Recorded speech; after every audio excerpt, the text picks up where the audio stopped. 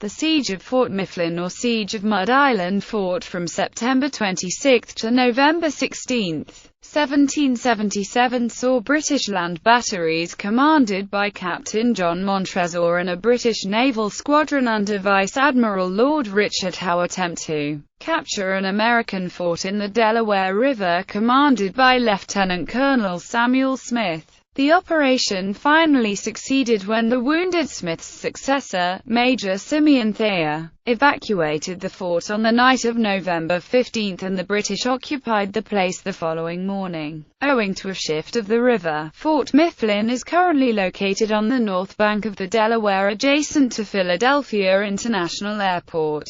After General Sir William Howe's British Hessian Army occupied Philadelphia, Pennsylvania on September 26, 1777, it became necessary to supply his troops. Fort Mifflin on Mud Island in the middle of the Delaware and Fort Mercer at Red Bank, New Jersey, together with river obstructions and a small flotilla under Commodore John Hazelwood, prevented the Royal Navy from shipping provisions into the city. With Philadelphia effectively blockaded by the Americans, the Howe brothers were forced to lay siege to Fort Mifflin in order to clear the river. A Hessian attempt to storm Fort Mercer failed with heavy losses on October 22 in the Battle of Red Bank. Two British warships which had run aground near Mud Island were destroyed the next day. General George Washington reinforced Fort Mifflin throughout the siege, but the garrison never numbered more than 500 men. After a few setbacks,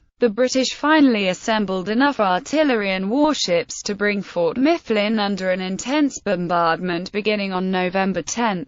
No longer able to reply to the British bombardment, Thayer ordered the survivors to row across to New Jersey in the night and left the flag flying. Fort Mercer was abandoned soon afterward, opening the Delaware and permitting the British to hold Philadelphia until June 1778. Background: after the British defeated the American army at the Battle of Brandywine on September 11, 1777, Howe failed to follow up Washington's withdrawal to Chester, Pennsylvania. From that town on the Delaware, the Americans marched northeast through Darby to cross the Schuylkill River at the Middle Ferry. From the ferry, the army moved north to present-day East Falls and went into camp. For the next 10 days, the two armies sparred while the British won the Battle of Paoli and several skirmishes. On the night of September 22, Howe outmaneuvered Washington and won an unopposed crossing of the Schuylkill near Valley Forge. On September 26, the British Army occupied the rebel capital of Philadelphia. In the face of the British advance, the Second Continental Congress fled first to Lancaster, then to York, Pennsylvania.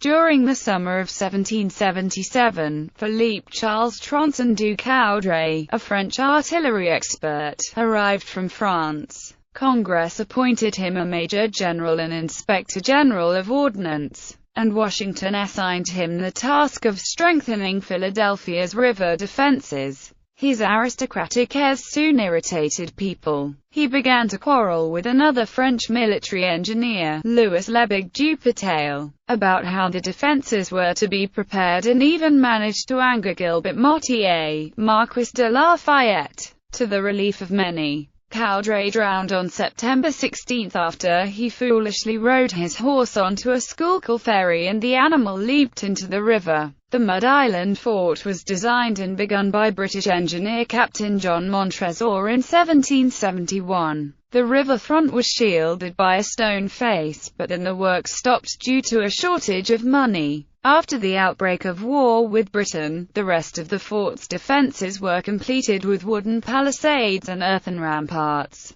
Despite the infighting among the French engineer officers, there were wooden barracks for the enlisted men along the west and north sides of the fort. Nearby was a two-story building to accommodate officers. According to one of the defending soldiers, a battery of 18-pound artillery pieces stood at the southeast end of Mud Island. On the southwest end, one 32-pound and 4 or 5 12-pound and 18-pound cannons guarded the river. Three 12-pound guns covered the northwest end of the island. Another account states that 10 18-pound guns made up the main battery, while each of the 4 blockhouses contained 4 cannons. A bristling set of sharpened logs surrounded the fort, while the low ground along the shoreline was infested with trouser loops or wolf holes. Chevox de Frise prevented the British Navy from ascending the Delaware. Their iron-tipped stakes threatened to tear the bottom out of any ship whose master was reckless enough to make the attempt. Siege preparations. Colonel Louis Nicola held Fort Mifflin with a party of Pennsylvania militia, mostly men unfit for field service.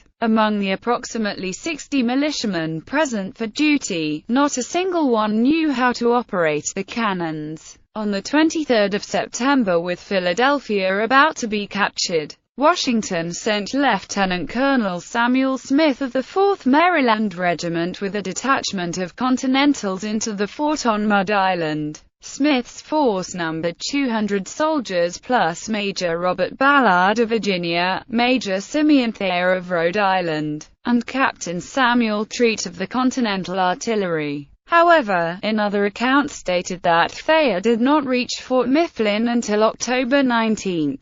With the British Army closing in on Philadelphia, the small force had to reach Fort Mifflin by a circuitous route. On the last leg of their journey, reinforcements for Mud Island had to be ferried across the Delaware from Red Bank, New Jersey, under the protection of the Pennsylvania Navy River Flotilla commanded by John Hazelwood. Washington ordered Colonel the Baron Henry Leonard d'Arent, a 6-foot-tall Prussian, to take charge of Fort Mifflin. Since the Baron was too sick to assume his post, Smith became the effective commander. To further complicate matters, Lieutenant Colonel John Greene of the 7th Virginia Regiment, who outranked Smith, arrived with reinforcements on October 18.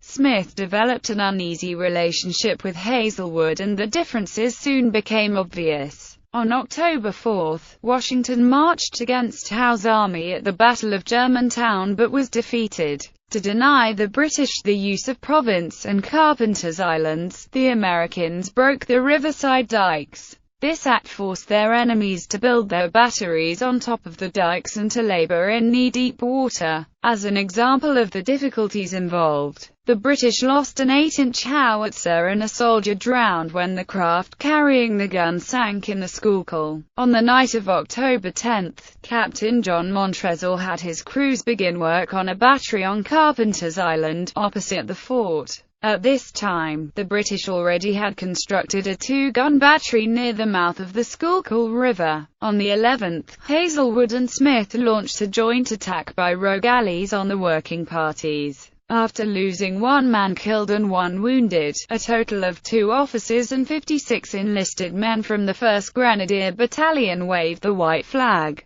The prisoners were quickly herded into the Americans' boats before engineer Captain James Moncrief could arrive with a rescue party of Hessians. The British court-martialed 2 officers for this setback. On October 14, French engineer Major François-Louis Tessaudry de Fleury came to the fort and proved a great help to Smith. Fleury, who had come to America with Ducadre, set about improving the defenses. He built a firing step for the soldiers to fire over the palisades, a redoubt to support the main battery, constructed a last-stand redoubt at the fort's center, and corrected some of the fort's shortcomings. Thomas Paine visited the fort on the 15th and observed that 30 enemy shells fell into the fort that day. On October 20, a British red-hot shot set off a minor explosion in the northwest blockhouse. Baron d'Arent finally came to assume command on the 21st. While taking the Prussian on a tour of the fort, Smith and Fleury watched with shock and contempt as the terrified man ran away from the damaged blockhouse.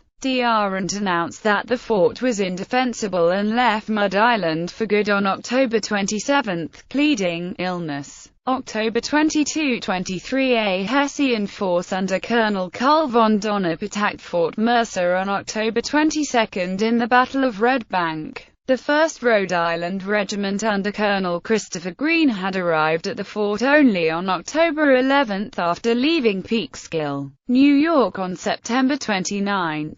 Colonel Israel Angel's 2nd Rhode Island Regiment reached Red Bank a week later, and Major Thayer was sent with 150 soldiers to help garrison Fort Mifflin. When it became clear that the fort was about to be attacked, Thayer and his men recrossed the river to help in Fort Mercer's defense. After Donop summoned the fort to surrender twice and each time received a negative response, he resolved to storm the place. The Rhode Islanders waited until their Hessian adversaries reached the abatis and then opened fire. The result was a one-sided slaughter. Greene's garrison lost 14 killed, 21 wounded, and 1 captured, while inflicting 90 killed, 227 wounded, and 69 captured on their foes. The Hessians lost a high proportion of officers, including Donop, who was mortally wounded. The following day saw another stunning disaster for the British. In support of the assault on Fort Mercer, a squadron from Admiral Howe's fleet moved upriver under the command of Captain Francis Reynolds in the ship of the line HMS Augusta. Accompanying the Augusta was the sloop HMS Merlin under Commander Samuel Reeve, and the frigates HMS Roebuck, Captain Andrew Snape Hammond, HMS Pearl, Captain Wilkinson, and the HMS Liverpool, Captain Henry Bellew. A force of 200 British grenadiers waited to make an amphibious assault on Mud Island when the fort's artillery fire was suppressed. While bombarding Fort Mifflin, the Augusta and Merlin went aground. High tide came that evening, but contrary winds prevented sufficient depth for the ships to be freed. On October 23, the American force concentrated their fire on the 2 stricken ships. HMS Isis worked its way alongside the stranded 64 in a rescue attempt. British accounts claimed that American gunnery did only slight damage, but that flaming wads from the ship's guns caused Augusta to catch fire. The Americans asserted that a lucky hit from one of Fort Mifflin's red-hot shot or a fire ship started the blaze. An American soldier in the fort wrote that the fire started at the stern of the 64 and that the flames spread rapidly. At midday, the Augusta blew up in a tremendous blast that broke windows in Philadelphia. According to Captain Montresor, 60 sailors, a lieutenant, and the ship's chaplain died while struggling in the water. The loud explosion was heard nearly 30 miles away in Trapper, Pennsylvania. After the destruction of the Augusta, the crew of the Merlin set their ship on fire and abandoned ship. At length the Merlin blew up in a less spectacular explosion. Climax beginning on October 26, a nor'easter struck the area and the storm lasted for 3 days, bringing with it high winds and torrential rain. With 2 feet of water over most of Mud Island and similar conditions on Province and Carpenter's Islands, the mutual cannon fire stopped as both sides tried to find a dry place. By November 1, the Americans had the British Army in Philadelphia effectively under blockade. Howe's troops were short of food, rum, clothing, and money. Montresor complained that he lacked adequate artillery and ammunition. The British were compelled to send supplies into Philadelphia via convoys of flatboats. Hessian Captain Johann von Ewald noted that in order to hold the sailors to their dangerous work, they were made completely drunk. After a council of war on October 29, Washington ordered Brigadier General James Mitchell Varnum to assume responsibility for the defense of the Delaware. The 2 Rhode Island regiments of Varnum's brigade were already manning the forts. Soon the last 2 units of his brigade were committed to the battle. On November 3, Varnum sent the 4th and 8th Connecticut regiments to garrison Fort Mifflin. On November 10, Montresor was finally prepared to batter down the fort. By that date he had ready for action 2 32-pound, 6 24-pound, and 1 18-pound cannons plus 2 8-inch howitzers, 2 8-inch mortars, and 1 13-inch mortar. On the 10th, the 2 sides blazed away at each other at a range of 500 yards. No casualties were suffered by the Americans, but large parts of the palisades on the western side of the island were wrecked. On the 11th, Captain Treat was killed by the concussion of a near miss as he talked with Smith. Later that day, as Smith was in the barracks, a cannonball smashed through the chimney and struck him in the left hip. Though covered in bricks from the collapsed chimney and suffering from a dislocated wrist, Smith survived because the round was spent. The wounded Smith was ferried across to Red Bank, leaving the garrison leaderless. Varnum reported that the troops would welcome a British infantry assault, but that the constant barrage was taking its toll on the men. Fleury wrote to Washington that all the guns were dismounted except 2, but that the soldiers of the garrison were able to repair the damage to the palisades every night. The only safe place in the fort was a ditch on the east side, and Fleury would go there to round up men for work details, lashing out at the laggards with his cane. The next in command after Smith was Lieutenant Colonel Giles Russell of Connecticut, but he declined and asked to be recalled. On November 12, Major Thayer accepted command of the fort. Sir William Howe began assembling a detachment of light infantry and foot guards on November 9, placing him under the command of Lieutenant Colonel Sir George Osborne, 4th Baronet. These troops were ready by the 13th and were to be supported by the 27th Foot and 29th Foot.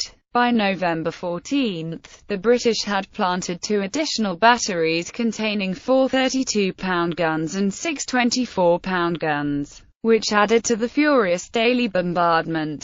That night Fort Mifflin fired on a supply convoy, but missed. The British brought the HMS Vigilant upriver to attack the fort. Vigilant was originally the naval transport Empress of Russia. She had been converted in June 1777 into a vessel designed for shore bombardment. For this purpose, the ship carried 14 24-pound cannons, 2 9-pounders, and 4 6-pounders. Before the attack, the British strengthened the vessel's sides, added 24 sharpshooters and 50 gunners to the crew, and transferred 2 extra guns to her starboard side. To maintain the ship's stability, water casks were positioned on the port side. Lieutenant John Henry was the commanding officer. Favored by a high tide, the Vigilant worked its way into the shallow channel between Mud Island and the North Bank at 8 a.m. on November 15.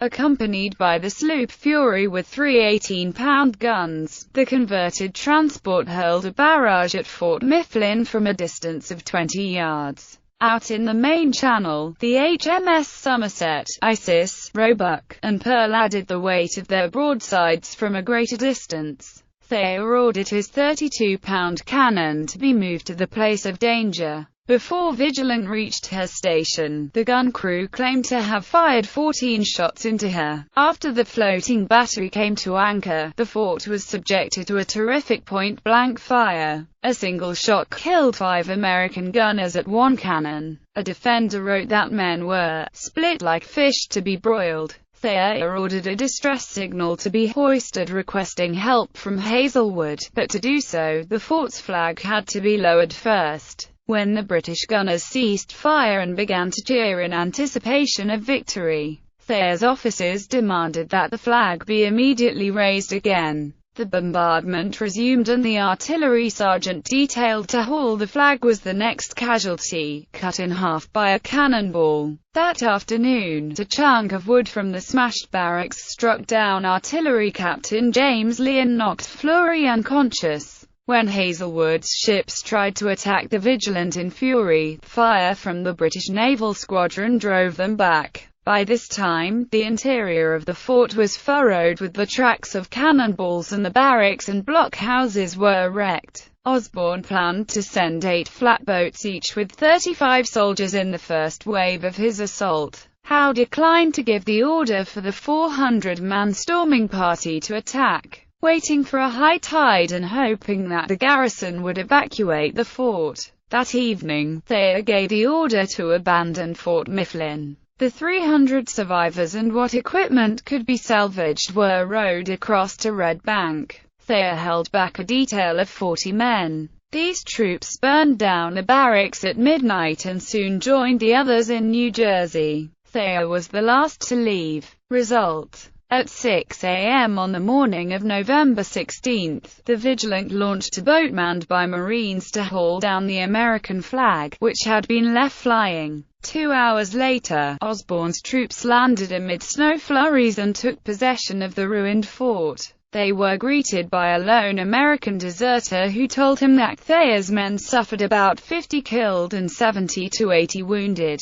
Historian Mark M. Boatner III estimated total American casualties at 250 from a garrison that counted 450 men plus reinforcements. British losses in the last phase of the siege were 7 killed and 5 wounded. The victors were appalled at the damage and at the blood and brains strewn about the fort's interior, while the needy enlisted men were busy looting the corpses for shoes and clothing. A few of the British officers admitted in their letters that the defenders had been brave. Lieutenant General Lord Charles Cornwallis crossed the river with 2,000 men. In the face of this threat, Colonel Greene evacuated Fort Mercer and Cornwallis seized the place on November 20. With the forts gone, Hazelwood set his ships on fire that night to prevent their capture by the British. The Delaware was now open to the Royal Navy and the Army of Occupation in Philadelphia could be supplied. The next action occurred at the Battle of Gloucester on November 25 as Cornwallis withdrew from New Jersey.